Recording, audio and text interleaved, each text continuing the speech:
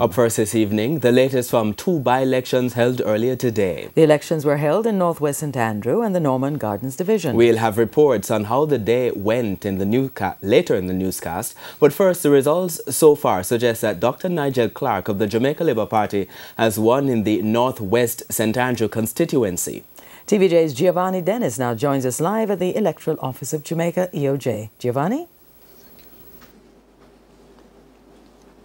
Thank you so much in studio, Archie and Doreen. Now, Dr. Nigel Clark is set to become the third Member of Parliament from the Jamaica Labour Party to represent the St Andrew Northwest constituency. Now, after 107 boxes have been counted, he is leading the PNP's Keisha Hill. He is at 4,249 votes, and Miss Keisha Hill so far has totaled 2,685 votes. Now, this constituency was established in 1976, and in that year, the PNP's Kenneth McNeil won that constituency. Since then, however, the constituency has been all green, with Carl Samuda winning in 1980, then returning to win again in 1983, and since 1989 that seat has been held by Derek Smith, who retired earlier this year. Now, in the other by-election that took place today in the Norman Gardens Division, that's in the St Andrew Southwest constituency, the PNP's Jacqueline Lewis won in that by-election.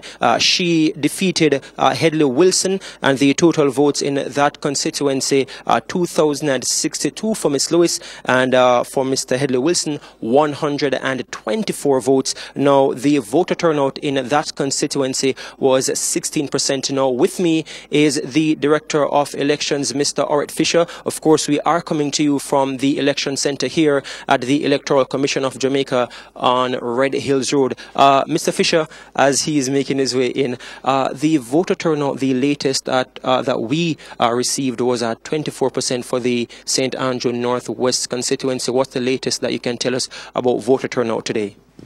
It's absolutely the same thing, 24% for the St Andrew Northwest constituency, and somewhere in the region of 16% for Norman Gardens. In terms of voting today, were there any issues? I know, for instance, that you utilized the electronic voter identification system. How effective was that, and were there any issues? No, we did not have any issues. From all reports, it worked very well, and the electors were identified using their fingerprints, which is the whole essence of the system. Okay, in terms of going forward now, there perhaps will also be another by-election sometime soon in St. Catherine, given the untimely passing of Mr. Owen Palmer from the Jamaica Labour Party, who died in a car crash at the weekend. In terms of the ECJ's readiness for that election, what can you say about that?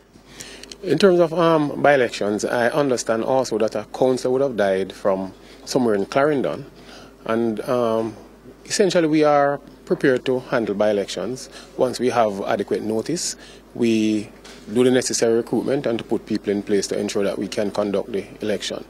My only concern from the electoral office is that we would have prepared for a much larger turnout, for a full turnout, and the amount that we would have expended for the by-election, that would be a little disappointing in terms of the overall turnout based on the preparation and the expenditure that we would have undergone. But it's our job, and so we have to do what we have to do. Okay, so that's the latest here from the Election Center at the Electoral Commission of Jamaica at 16 Red Hills Road in St Andrew. As you just heard from Director of Elections, Mr. Orrit Fisher, the only concern is the amount of resources expended given the low voter turnout. Now it's back to, well, not going back to studio actually, we will be going to Vashon Brown, who is at the JLP's gathering where they are celebrating their victory.